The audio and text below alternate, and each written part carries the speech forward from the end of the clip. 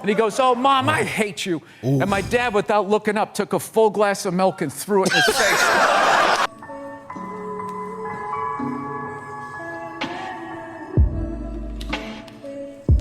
I am always excited to check out a new Bill Burr clip.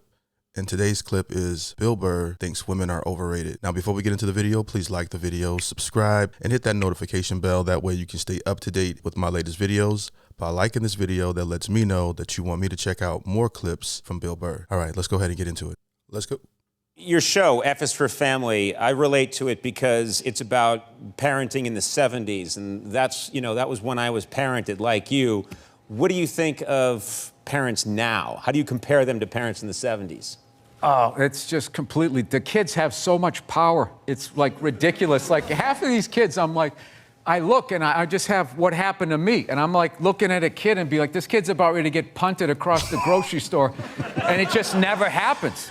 Yeah, it's like, you ever met someone who said that they never got spankings when they were a kid? And I used to just meet people like that as I got older. And I didn't even know that was a thing, that even existed. Like that there's people that grew up in this world and never received a spanking when I got my ass kicked when I was young. Right. They just don't get hit. And I think it's hurting this country. You're mad. Wait a minute. No, like... Let's get this. You're mad that children are not being hit. This should be the threat of it.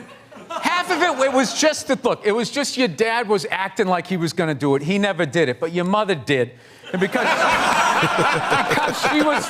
she was a woman, it was like, okay. Because it was like, hey, you let a girl beat you up, you kind of felt emasculated. Yeah. We had a rule, like, a lot of the stuff that I look at from when I was a kid that actually kind of made sense in a way would now be considered like abuse, I guess. Like when I was a kid, if you didn't finish your supper, as we called it. Supper, yeah. Yeah, my mother was just like, well, you're going to finish. Do you refer to dinner as supper? I mean, whenever I've ever done that, I was just being funny. But I always see in the TV shows, like, supper's ready. And I was like, do most people say supper or do they say dinner, you know? From when I was a kid, that actually kind of made sense in a way, would now be considered like abuse, I guess. Like when I was a kid, if you didn't finish your supper, as we called it. Supper, yeah. Yeah, my mother was just like, well, you're going to finish, she would just wrap it in cellophane and you just picked up where you left off for breakfast. That's right. Like a blue-collar job. Like you take the shovel out of the hole and just start digging it again. So, yeah, I remember one night we had cube steaks, which is like one of the toughest pieces of meat. I don't know if you guys, everything's so like... It is. I've had cube steak, but I've had someone make it really good where it wasn't as tough, but I've also had some straight tree bark before as well.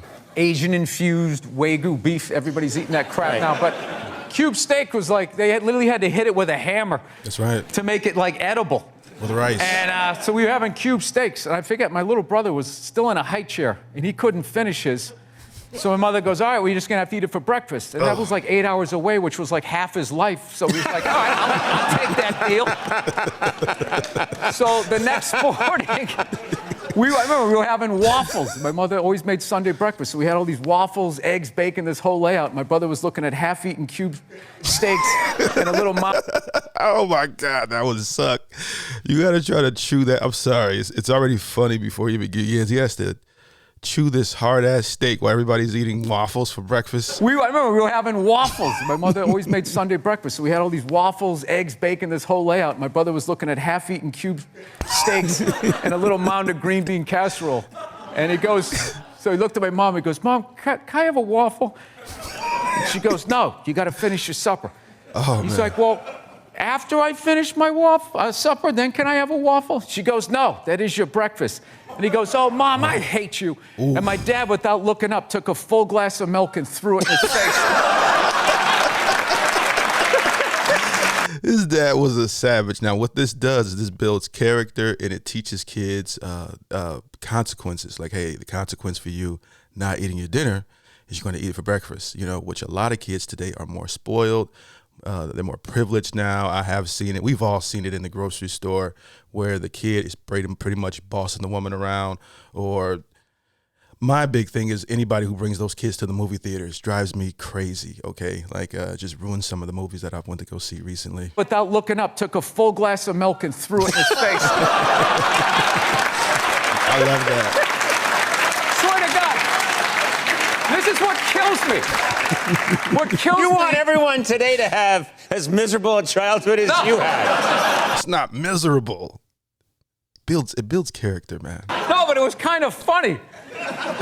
We know what's hilarious was my mother just popped up and just immediately started cleaning up, and my dad just kept eating. Like he didn't Kept reading No, the like paper. the roles were defined back then. Now the guy has to throw the milk, he has to clean it up while telling his wife she's brave for just sitting there. Like whatever that is. Can you hear it? Oh, I know. Women are so overrated, right? We went from Wait. This is why I love Bill. I absolutely love Bill Burr because he is unapologetic. He's unfiltered. And he sees right through BS, and he's not afraid to say what he likes. I like people like that. Okay, I absolutely love people like that. So I can listen to him talk all day because I just get where he's coming from. What? We went from not listening to them to now it's ridiculous. Like that believe women. It's like all of them. How about 85%? I'll give you 87%. I wouldn't give it that much, okay, because I've been lied on before. So. Right? But that last 13% that keys your car, lights your shit on fire, Right. and puts a family pet in a pot of stew. Who put a pet in a pot of stew? What the hell? Glenn Close. Oh, Glenn Close, yeah. That's I never heard of this. What the? Okay, all right.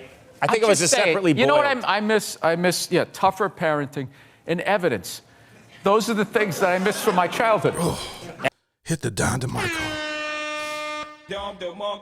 Facts. Evidence. Yeah. You mean Due people? process. Right. I know where he's going. Somebody says something happened, and then someone else goes, well, I said it happened this way, like the old gumshoe shows. Then they had to figure it out. Right.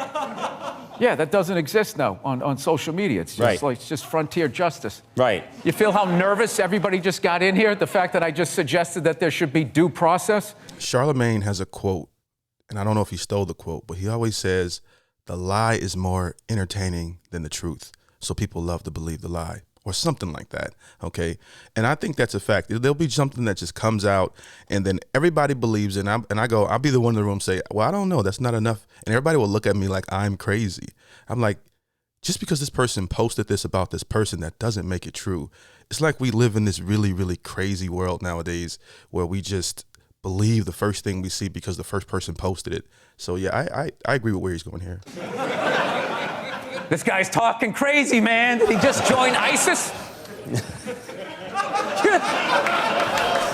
This is what it is.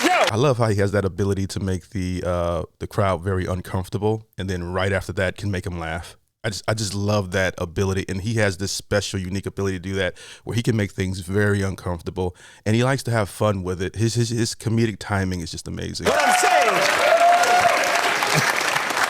And then the woos that they agreed, but they didn't agree when it counted. We'll digitally add woos, don't worry. We have the woo machine.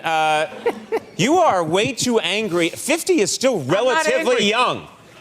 Anger is good, okay? You have the anger of a 110-year-old man. All these telephones.